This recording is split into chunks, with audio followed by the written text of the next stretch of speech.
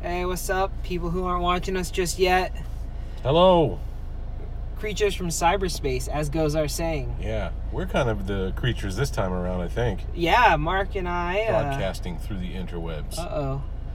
Just finished watching Hereditary. What do you think, Mark? I am still really thinking about what I just saw. This film is very disturbing. Yes, I'm going to say agree. The imagery, the story, and wow, I don't know. There's a lot of traumatic events in this, and it centers around a particular family, and you're just kind of aghast at what you're seeing on the screen. Yeah, this movie does an incredible job of building tension and dread kind of throughout the whole film. I mean, I know people have been calling it the next Exorcist. What do you think? Man, that is such a lofty title. I know. And when you start seeing things like that, you're thinking like the pinnacle top horror film that's ever been created, right? Because that's kind of what people hold the Exorcist to. That's true. It's up there. Especially in like today's horror movie market, a lot of the stuff that we've been seeing, it's a slow burn.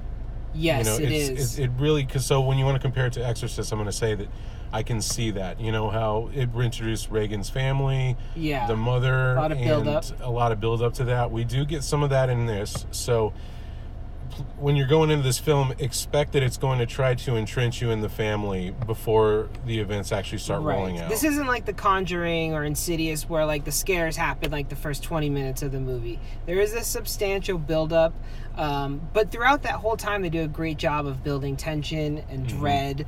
Would you call it scary? It has its moments. But again, I found it more creepy and disturbing than I'd found it actually like jump scary. There was a couple of they used jump scares very well in this film. Yes. We're trying to not spoil it too. Yeah, it's tough. Because I got to tell you, I mean, you really want to go into this film not knowing anything. That made it pretty amazing, I would say. Yeah, do yourself a favor. Don't look up reviews. Yeah. Don't look up any plot synopses. Try to avoid spoilers. To be honest, I didn't know what type of horror film I was watching until like the last 20 minutes when you really started to kind of get more details on what's happening here. Yes. Would you call it a theater one? I was sitting there and I was listening to people eat their popcorn at the beginning, and it was like, oh man, I may just be getting jaded on the whole theater experiences as a whole, but I think it's worth your money.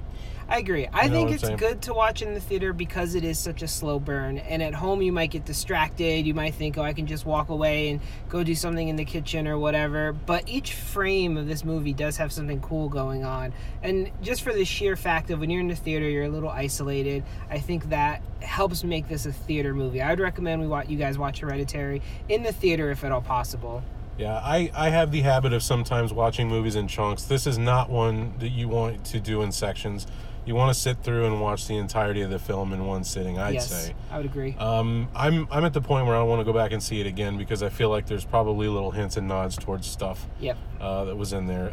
It's definitely a thinking man's horror film. I agree. My first thought when the credits rolled was, man, I really need to digest this movie. There is a lot to it. But I got to tell you, I give it 2 thumbs up. That was a really, really tremendous horror film. I think it was the best one I've seen in a while. Definitely the best one of this year so far. Up there with A Quiet Place. I think this edges it out a little bit for me. I agree. Definitely go check this one out.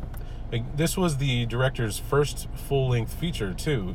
He's only known for doing a couple of short films. Impossible to tell. This was such a well-shot film. The cinematography was incredible. And I think it showed that the person, the director, had really liked horror movies. He had an eye for it, and it came through. This was shot wonderfully. I got some elements of The Shining in there for sure. Agreed. This director loves to have the camera focused in on the people that are actually the subject of the terror and horror going on. Lots of tight, close shots. A lot of tension. He like revels in the tension of these moments, and you're cringing along with the people on the screen. And he knows how to build it. Yeah, it's very functional. He's very good at it. Go check it out. Definitely worth a watch. Yeah.